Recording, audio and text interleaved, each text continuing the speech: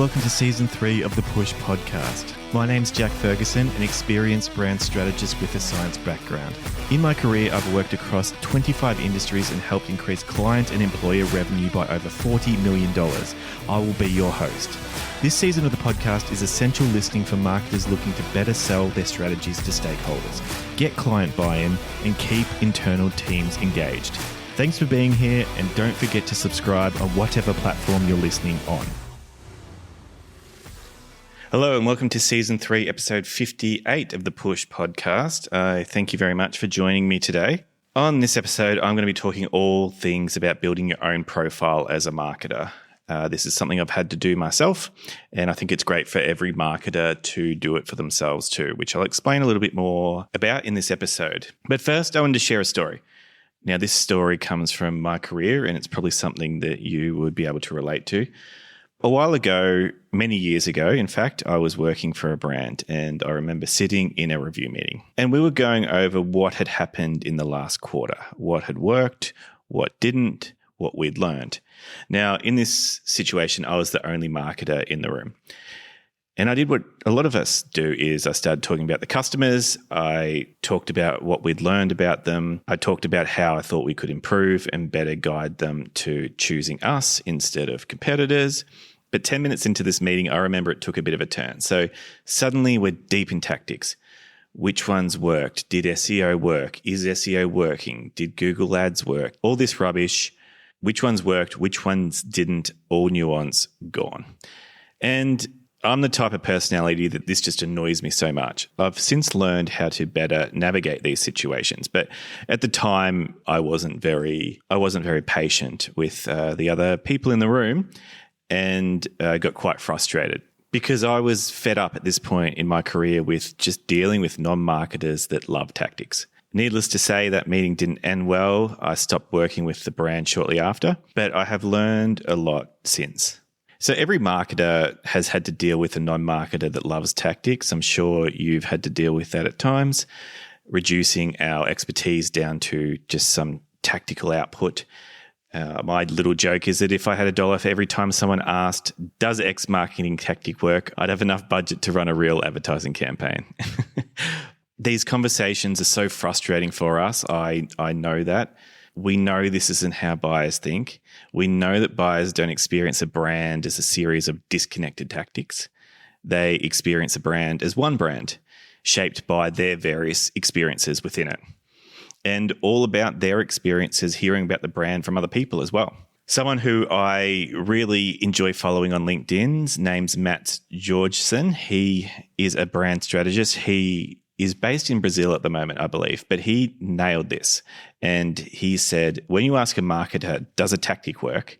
It's like asking a carpenter, what tool in your toolbox should you use first? But I'm going to add a couple of my own analogies in. It's like asking a chef, should I use salt or a blender? Or asking a lawyer, should I go to court or write a contract? Or asking a CFO, does debt work? Or asking a COO, does increasing headcount work? Or asking a business owner, do holding companies work? All of a sudden, it depends turns out to be a perfectly reasonable answer. And it does depend. That's why the answer is it depends. Because it depends on the situation, it depends on the objective, it depends on a variety of things that could be present at any given time. But why does this disconnect happen between non-marketers and marketers? Well, I do have a theory, and that's that I think that non-marketers want marketing to be simple. If it's simple, it's easy to control, it's easy to fix. But if we're going to relate this to something like a finance department within an organization, I'd make the argument that the CFO's world or a head of finance's world is built on closed systems. Systems where most variables can be measured, forecasted, controlled, standardized, corrected. If something breaks, they can pull a lever and fix it. I'm not saying their job's easy, but they do have greater control over the outcomes they're held accountable for. Whereas in marketing, we deal in open systems where the most influential variables sit outside the business. Customer attention, culture shifts, competitor moves, demand cycles, economic sentiment, timing, category trends, memory structures. We don't control these, we navigate them. Some of them we influence. So I'd say a CFO or a head of finance is more likely to optimize for what is known, where a marketer often has to navigate what's unpredictable. You can balance a ledger, you can't balance a category. One is order, the other is entropy. And if you look at this from the perspective of a CFO or a head of finance having a closed system that they deal with, you can see how they can become determinists quite easily. And you can see how in their mind, and this isn't just about finance people, this could be other non-marketers in the organization. You can see how in their mind, they do reduce things down to this idea of a funnel. It's just about plugging in the right tactic. You get to make heaps of money. Great. Everyone's happy. But that's not real life. Buying's messy. Contexts vary. It's dynamic. Things shift. Things change. But this is all logic, right? You probably knew all this. So you probably haven't learned anything from this episode so far. I'm going to talk a bit more about what I think we can do about it now. So first and foremost, if we go back to my example that I used at the start of the episode, yes, I was a lot more fiery and frustrated when I was younger, but the issue was also one of positioning, which is what we know about as part of our profession, and how my positioning had actually slipped in that organization or it had never been strong in the first place. So ironically, I believe that the answer for marketers is to first and foremost build a strong brand as a marketer.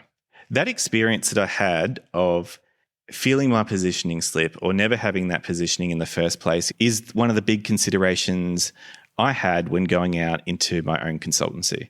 So here I'm just given authority, and it's much easier to maintain externally.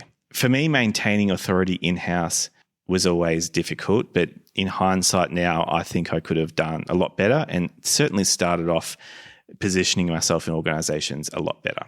So for marketers, I think, ironically, the answer is brand and building our own brands first and foremost. You can build your brand in the wider market, but you can also build your brand or your positioning within an organization. One thing that I think is important is I think we need to stop answering questions like, does SEO work or do Facebook ads work? If we answer those questions, we're accepting a frame that doesn't reflect reality. As we know, tactics don't work in isolation. They work as part of a system. So we need to make a stand and not answer those types of questions anymore. I've given some examples earlier on about how you could potentially come back to someone else in the organization with a question that shows the logic lacking in a question like, does SEO work? It may feel combative. You might hear this and go, oh, I don't want to argue and fight and that. But if you do this early on in a job, tactfully, tastefully, with a touch of humor, you eventually do stop getting asked these questions. If, on the other hand, you accept this frame and you lose the authority, you start accepting that others think they know more about marketing than you, the expert. It's a losing battle from there, and it's very hard to get it back. The same as what we know about positioning. You really need to come in at the level that you want to maintain a position at. It's very hard to position yourself at a lower level and then build yourself up. You can incrementally, but it's very hard to make large jumps. Going up, it's very easy to get demoted though, if you do something silly. And this doesn't mean that you're not a team player. It doesn't mean you don't care about your colleagues. It just means that you're going to be asked questions worth asking. And if not, you're not going to answer them. So don't buy into poor questions, reframe them, put them back on the other person. But when they ask reasonable questions of you, answer them. The other thing I think you can do early on in a job or a role, and I've seen this work for a lot of marketers, is to build relationships early on within the organization. Get buy-in from stakeholders across the company. Make sure they don't want you to go. I think the temptation in the beginning is to focus on the tools when you come into a job, but I would try and put aside time to get to know the other stakeholders and make that a priority as well. It'll pay dividends down the track. But there are ways that these types of issues can be fixed upstream, and this is obviously ideal. I had a senior marketer in recent times tell me that they always ask a potential employer if they are a marketing-led organization or a sales-led organization. And the answer to that question, I hope, would inform your decision greatly to whether you want to join that organization or not. But it also sets a precedent that you have standards and you're setting this precedent in the interview. I'd also consider the opportunity cost of any social media clauses in your job description or in your job contract that you sign. If you aren't allowed to post on LinkedIn, for example, while you're in employment, I would argue you risk large opportunity costs. I would navigate this early on before you say yes to the role. At the very least, you should be able to post about your work achievements on LinkedIn. It shouldn't be too difficult to sell to your employer as you're talking about something you're doing for them. I think it's also important to, if you think about yourself as a product, to make sure that you keep upskilling, keep making yourself more valuable, and do it for you, not necessarily for your workplace. If those two things align, great. Take the professional development that they offer you, but don't limit yourself to that, or don't necessarily limit yourself to that. Look at the market. Where's it heading?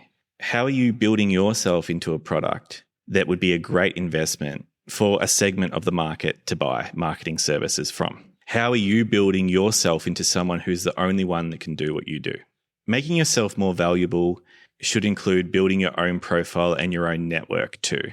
And there's no real reason to ever stop doing this, in my opinion. So ways to do that, you could post on LinkedIn as much as you can. Guest on podcasts if you can. Speak at events if you can. If you build your profile into something that has gravitas in the industry, you accepting a job actually becomes a strong market signal as well. You saying yes to that job is your personal brand endorsing the company brand or the employer brand. I think it's also important to keep networking. And I think this one's sometimes overlooked, but you can make yourself into an incredible asset by simply having a strong network, which is an intangible asset that is valuable to any employer.